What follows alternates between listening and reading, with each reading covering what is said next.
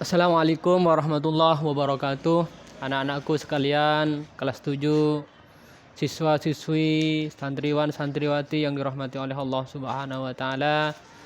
Bertemu lagi dengan pelajaran kita yaitu hadis. Aduh, rame-rame ya. Pelajaran hadis. Nama hadisnya adalah Arba'in Nawawi ya. Terjemah hadis Arba'in Nawawi bisa diperhatikan. Bisa dibuka oleh kalian. Halamannya pokoknya hadis al-hadisus tsani, hadis yang kedua.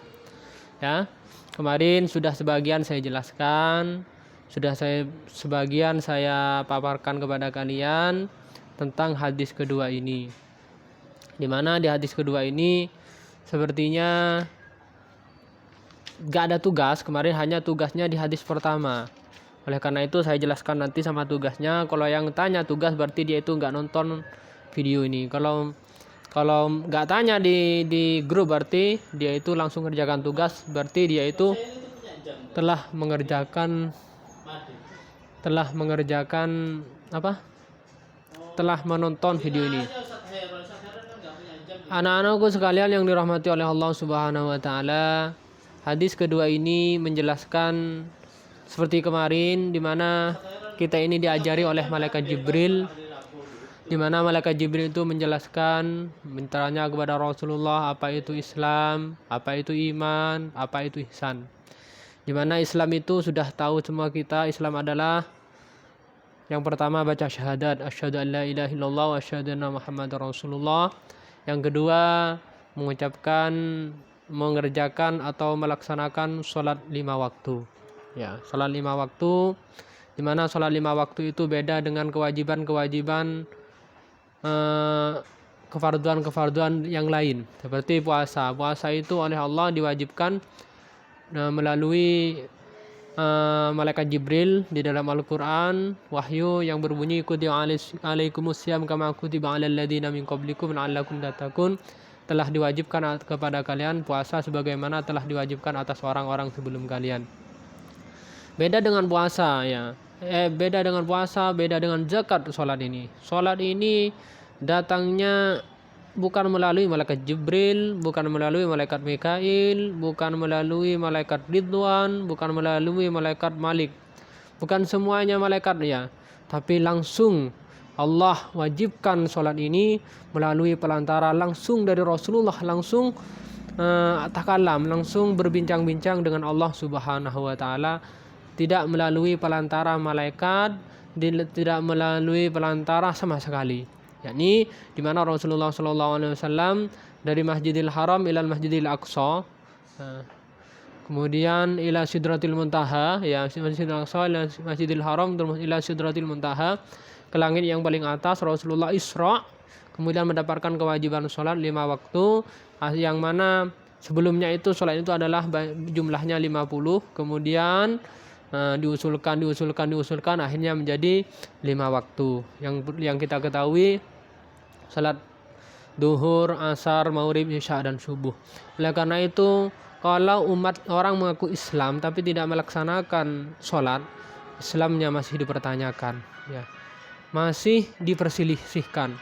Ada sebagian ulama mengatakan dia kalau meninggal tidak melaksanakan sholat, rame-rame Pak, dia meninggalkan sholat, maka tidak boleh dikuburkan di kuburan orang Islam dan mayatnya dibuang ke jurang. Ini orang yang Islam tapi tidak sholat.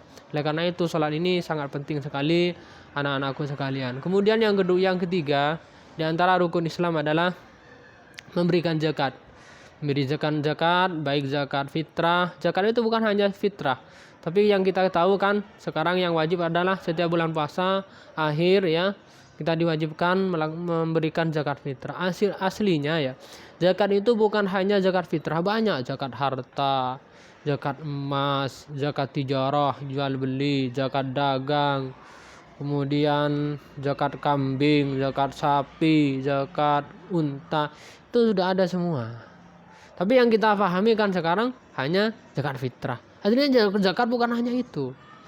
Kalau kita emas itu kalau dikrus ya, kalau kita punya harta dikruskan ke emas itu uang jika dikhususkan emas nyampe kurang lebih 42 juta maka wajib dizakati. Setiap tahun haulnya wajib dizakati. Berapa zakatnya? 2,5. Kalau kita punya uang 100 juta dapat 1 tahun, maka yang kita zakati yang keluarkan adalah 2.500.000. Kalau 10 juta 250. Ini tapi kalau 10 juta belum nyampe nisab, ya belum nyampe batasan zakat. Itu masalah zakat, wajib zakat itu. Kemudian yang keempat, tasum Ramadan, puasa di bulan Ramadan, di mana puasa bulan Ramadan sudah saya jelaskan barusan. Puasa bulan Ramadan ini diwajibkan ya atas umat Islam. Di dalam Al-Quran sudah saya bacakan barusan, yakni diwajibkan atas kalian puasa sebagaimana diwajibkan puasa atas umat-umat sebelum kalian. Puasa itu diwajibkan sebelum Nabi Muhammad sudah ada puasa ya, tapi puasanya beda-beda. Tidak seperti puasanya Nabi Muhammad SAW. Kemudian yang terakhir ya adalah haji ke Baitullah bagi yang mampu. Ya, bagi yang punya mampu, perjalanannya mampu, bekalnya mampu, oleh-olehnya juga mampu. Itu yang wajib. Kalau tidak mampu semuanya itu bekal, sangu, nggak ada, tidak wajib yang namanya melaksanakan ibadah haji. Anak-anakku sekalian yang dirahmati Allah Subhanahu wa taala, kita jangan sampai seperti anak muda yang sekolah yang tidak tahu rukun Islam.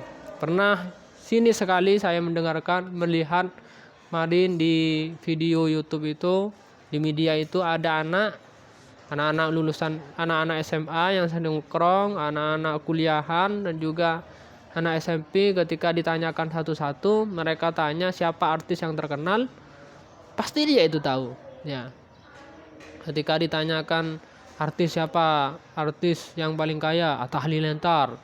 Kemudian siapakah artis perempuan yang paling cantik, yang hafal semua. Sehari ini hafal semua, tapi ketika ada berapa rukun Islam?